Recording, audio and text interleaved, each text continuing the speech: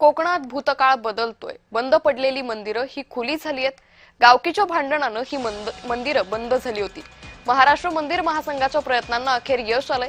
गेली अनेक वर्ष गावकीच्या भांडणानं बंद पडलेली कोकणातील मंदिरं खुली झाली आहेत। महाराष्ट्र मंदिर महासंघाच्या प्रयत्नांना यश आलं असल्यानं भाविकांना आपल्या लाडक्या देवाच्या दर्शनाला जाता येईल।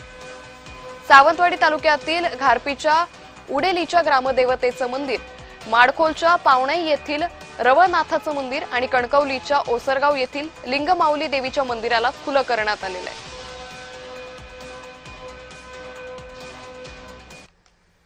सिंधुदुर्ग जिल्ह्यातल्या अनेक मंदिरांच्या भेटीगाठी घेतल्या, प्रत्यक्ष संवाद साधला, प्रबोधन केलं आणि या सर्वांचा परिणाम म्हणून आज सिंधुदुर्ग जिल्ह्यामधली जवळजवळ 5 मंदिरं आपल्या बांधवांसाठी खुली झालेली आहेत।